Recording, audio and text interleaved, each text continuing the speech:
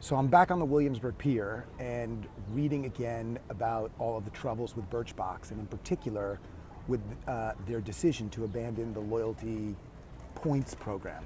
Katya actually delivered a very moving video where she talked about the need to restructure the program. They had offered a program, for those of you who don't know, where Birchbox offers a monthly subscription service. I think it's $10 a month, and if you write reviews of the products, they give you back $5 a month in credits. Now, why would they do something like that when, if the net effect of getting all of these reviews is, instead of collecting $120 a subscriber, they're collecting $60 a subscriber if they're giving back $5 a month in points? Clearly, the margins for what they're doing wouldn't be sustainable to enable them to build a thriving business if there was no and then something, and then they were able to sell a bigger product, or they were able to get people to buy from their store. So what startups engage in is what I call a process of fill it forward. There is this moment in time where entrepreneurs come up with an idea, and that idea, they may be the first mover, they may be the second mover, but that idea is that only upon getting a critical threshold of users does their business become massively differentiated, massively accelerated, is it able to thrive. There's something of a network effect built in when businesses cross a certain threshold of users. We see this with dating companies. Dating companies start and they're willing to buy members. They're willing to pay for advertisements, buy members. Some of them offer a free service. And why do they do that? Because they believe that if they can fill it forward with members, that at some point they create massive value. And then after they create the massive value, they'll figure out where the revenue stream is. And I'm guessing, even though I have no inside information about Birchbox, that they probably recognized that there was massive value in getting all of these reviews, that they were essentially building a massive opportunity for SEO for themselves. They were building a library of information on these products. They were building in loyalty.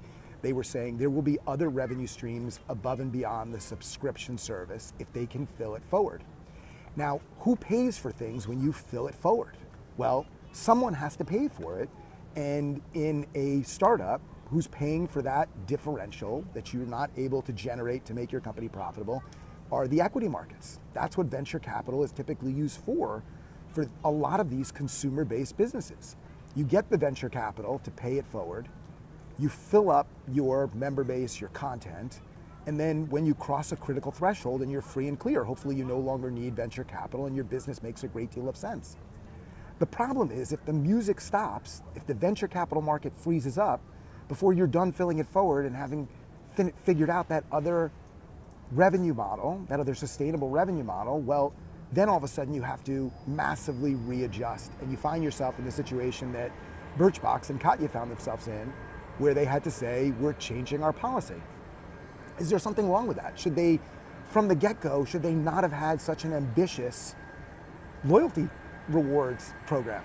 I would argue, no, they didn't do anything wrong. I read this lengthy list of people complaining on Twitter that were essentially benefiting from something of a free ride, which you benefit from in many of these startups.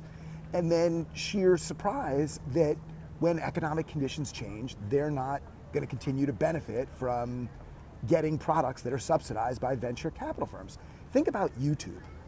YouTube, years and years ago, was offering you the ability to host a free video with no revenue stream really in sight. And the difference between YouTube and a dating company that filled it forward, because YouTube was filling it forward with content, they were achieving a critical mass. And the difference between YouTube and a dating company or Birchbox is that YouTube found a white knight in the form of Google that bought out the company before the music stopped. And arguably, if Google didn't show up and buy them out, if economic conditions had changed, if they were not able to raise additional venture capital, YouTube might not be the YouTube that we recognize today, that 10 plus years later, I think it's 10 plus years later, is the second largest search engine in the world, that is a massive source of revenue for Google. So what's the lesson from a startup perspective? What can you learn from the Birchbox experience? Should you be more conservative? Should you try to achieve a break-even perspective right away? Probably not. Probably Birchbox didn't do anything wrong with their loyalty program, as you will hear about so many other companies that have to raise prices, adjust their payment structure. Essentially, our success is predicated on not just what we do and how quickly we can grow, but luck and the circumstances of whether or not, if we are filling it forward, the venture capital markets are available.